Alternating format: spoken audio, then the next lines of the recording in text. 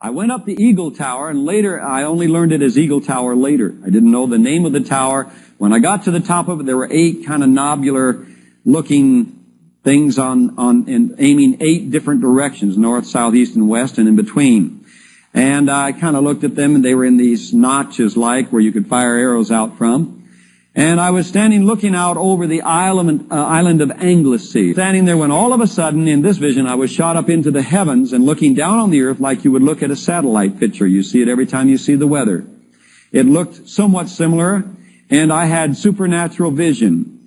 I looked down and I saw a massive military movement coming out of the Icelandic waters up above Iceland. I couldn't believe my eyes in what I saw. I saw this massive military movement coming out of this area up in here. It came down between, in the Atlantic, down between the United States and Europe. It was marine and air, as you can see the airplanes. This was my first confirmation in the sense from General Walker. General Walker has given me many confirmations. This was my first picture of actually that they had drawn this assault taking place. It shows also the movement coming out of Europe across to take these countries, and NATO command center is right in here.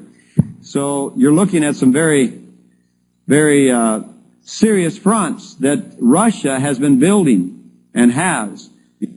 This massive military movement coming down between the United States and Europe just troubled me as I'm watching it. So then I looked off across at the United States wondering, well, if they're doing that across the Atlantic, what are they doing on the United States? That's too big to just be a maneuver. And I looked down, and as I looked across at the United States, I first saw the eastern seaboard of the Atlantic seaboard, and I looked and I saw these submarines look like they were parked right along our beaches, all the way along the East Coast. And what I mean by along the beaches is where the sands, if you fly and look down in the ocean at the clear water of the ocean, you will see the point where the beaches begin, the white sands begin to turn, and it gets darker, and you can see the edge of the beach, so to speak, or the sand that's washed back into the sea. They were parked with their hulls right at the point of where that sand was beginning to discolor and the floor of the ocean was coming through. And I couldn't believe my eyes. I mean, they were all along there. And so I looked, because at that time we lived in Portland, Oregon. So I looked off across toward Portland, Oregon. And I saw these submarines along the Pacific coast. And I began to look all the way down as I looked down in towards San Diego. There they were along our coasts. And as I was looking down towards San Diego, all of a sudden I saw motion all across the United States. And these radio towers, it's like they were coming out of the ground and going up into the air, and then they were dotting their lines out like they were broadcasting. And I was made to know that they were sounding the alarm. But as they began to sound the alarm, all of a sudden the broadcasting signals went out and they sprinkled to the ground like dust. And I was totally aware, made totally aware in the vision, that the warning was not getting through. And I shouted in the heavens, and I said, "Oh no, Lord, the warning isn't getting through. They won't even know what hit them." And as I said that, all of a sudden, the first missile fired out of a submarine, and it went up, and it hit right over New York City. I watched that city literally disintegrate into the atmosphere as that massive explosion took place. I mean, it was gone, folks. There'll be nothing left of that city. Then all of a sudden I looked down along the coast and about where I would say be about Miami, Florida. And I told them down there last night, and they weren't too happy to hear that. And I said, and Miami disappeared.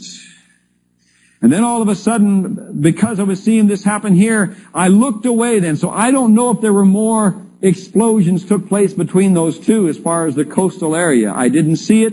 My concern was over toward Oregon again because my family was in Portland at that time. As I was looking over toward Portland, I saw another explosion, and it looked like it was in the area of Seattle, Bellevue. That area went up, just like New York and Miami. Then all of a sudden I looked down, and here's another one going off, and it looked like the San Francisco area.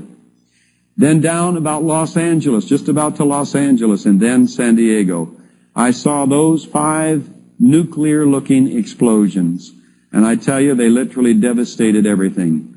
Whatever was in their path, it went into the heavens. In the Russian invasion vision, I saw that massive military. I saw them hitting in on the nation and hitting our coasts and pounding them. And then all of a sudden I was back down on the Eagle Tower looking at a leftward way down into the village, automatic, because that's the position I was looking at, standing in the heavens. And I watched the village. The cars were going normal speed. People were walking normal, talking normal. And I thought, and I don't know how long I stood there and watched, thinking, well, are the alarms going to go off at any minute? If this is happening in the United States, they gotta know it. They've got to sound the alarms. If there's that kind of a military going down across the Atlantic now, there's got to be some alarms set off. No alarm went off. So I began to settle in on that understanding, and so I uttered these words. Oh God, if this is not happening, then what will be the sign of it happening and of its time? That was my word standing there. As I spoke those words, these words were spoken very clearly back to me. December the 14th, 1986. When Russia opens her gates and lets the masses go, the free world will occupy themselves with transporting, housing, and caring for the masses, will begin to let their weapons down and will cry peace and safety, and that's when it will happen.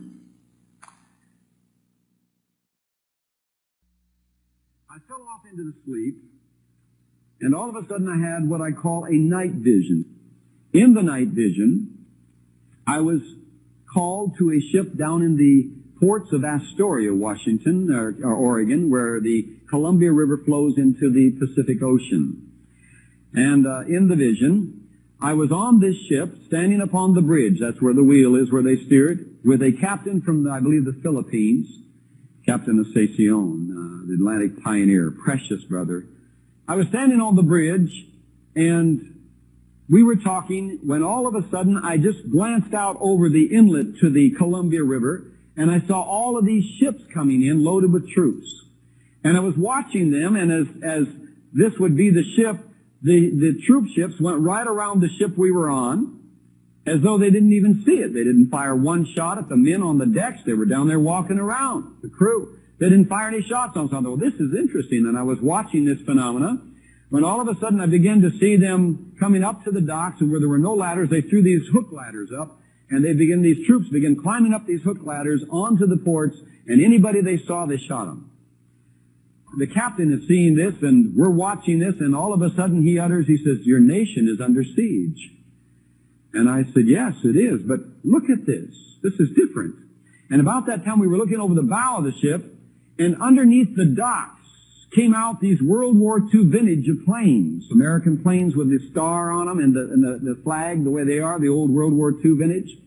And I believe that's very significant in today's world, and I believe you will begin to be able to understand a little more regarding why it would be World War II type planes coming out from under the docks. Now, I don't understand them coming from the docks, but God was showing me symbolic many things, I believe, in this vision. They were going up into the air and firing on the motherships that all these troop carriers were coming out of. And I saw a couple of them hit and go down, and I'm watching this war literally take place. I'm hearing the screams of the people of the city of Astoria screaming as these troops are running through the streets and ousting people out of the houses and just shooting. And I don't see any military coming to return the fire. It's as though we have no defense. And I'm looking at these troops, and all of a sudden I begin to realize these are Chinese.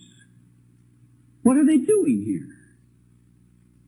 And that was the end of the vision when I recognized they were Chinese. But in the observations, they literally ran right around our gangplank, even on the docks. They didn't even see the gangplank. And that was the first vision that God gave me to begin to show me some of the things that were coming and to begin to bring my spirit aware and alert. And I remember that night I got up and I began to walk the floor. My wife hadn't come to bed yet. And I got up and was walking the floor when she came up to go to bed. And she said, what is it? And I told her the vision, the night vision I had. So that was the first vision I put on the shelf.